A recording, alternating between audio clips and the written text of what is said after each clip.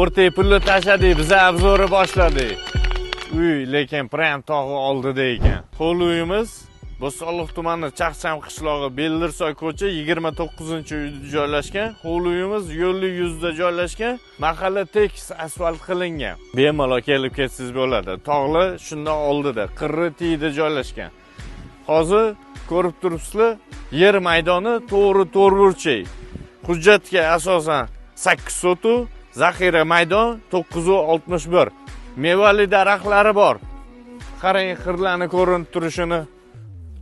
Bu tomonimizda Vremyanka, orqasida garajimiz. Uy egalari Amirsoydagi tog'i bulog'i suvini shu uyga olib kelishgan ekan. Videoga like bosmabsiz-ku, videoga like bosib qo'ying. Qanaqa odamsiz? Endi bino inshootimizni ichiga kiramiz. Uyimizni ichiga kirganda chap tomonimizda keng tapchan ekan, tegi podvol ekan. Bu yerda oshxonamiz, muhimi mana gaz kelgan ekan.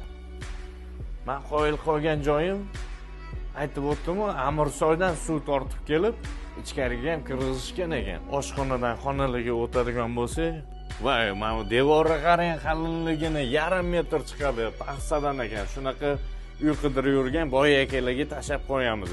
Xonalar soni 4 tadan iborat. Bu yerda spalnimiz, xonasi kichkina, shinamgina. Ko'rib turibsizlar? Bu yerda mehmonxonamiz.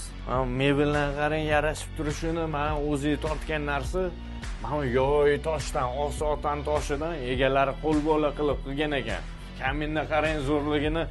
Zaldan chiqib, spalniga kiramiz. Spalnimiz katta, keng. Bu yerda ham xuddi shu kamindan bor ekan. Spalnidan chiqib, TV zonaga kiramiz. Ko'rasizlar, remontlari yaxshi holatda, xonalari keng. Bu yerda boshqacha kamin qilingan ekan. Yozda bu joylarimiz umuman boshqa atmosfera bo'ladi. Svet, suv, gaz, kommunikatsiyadan muammo yo'q ekan. Narxi keladigan bo'lsa, opisanda qoldiramiz. Videoga like bosib qo'ying, Bo'stonliq uy bozoriga obuna bo'lib qo'yamiz.